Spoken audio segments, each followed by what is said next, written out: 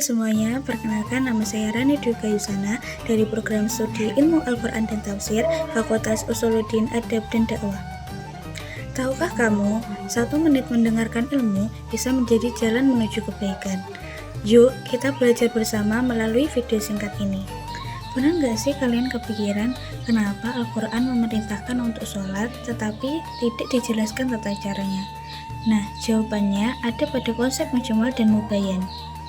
Mujmal adalah ayat yang masih umum atau belum terperinci. Contohnya pada surah Al-Baqarah ayat 43, yaitu wa aqimus shalah wa atuz zakah.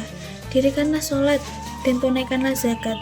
Sholat di sini belum ada penjelasannya, kapan dilaksanakannya, berapa rakaatnya, dan bagaimana tata caranya. Harus masih membutuhkan penjelasan.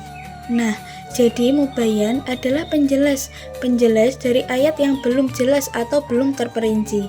Kemudian mubayyan tidak hanya dari hadis saja, tetapi juga dari ayat Al-Quran lainnya, ijma' para ulama, qiyas, ataupun konteks keadaan lainnya.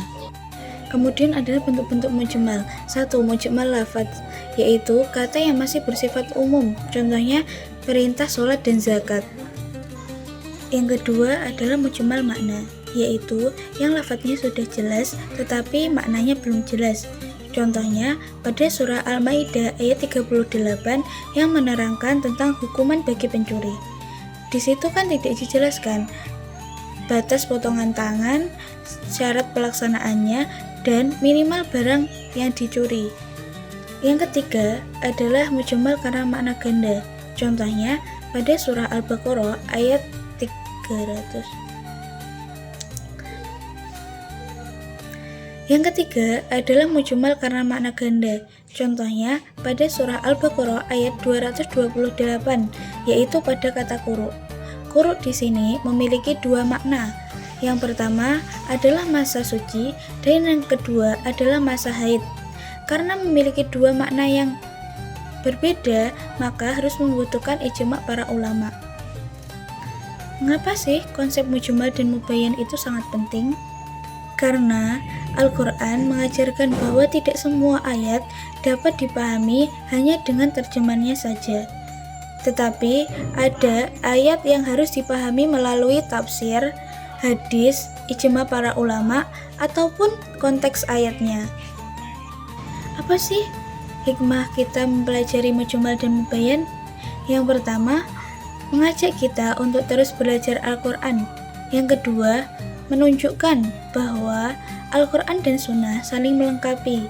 Yang ketiga, membantu memahami hukum Islam dengan benar.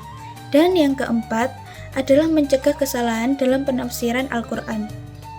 Pesan saya, jangan hanya membaca Al-Quran, tetapi pelajarilah juga penjelasannya.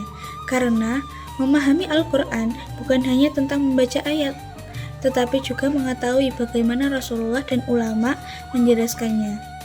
Semoga Allah menjadikan kita termasuk orang-orang yang tidak hanya membaca Al-Quran, tetapi juga memahami dan mengamalkannya. Semoga video singkat ini bermanfaat bagi kalian semua. Dan terima kasih sudah menonton sampai akhir. Dadah.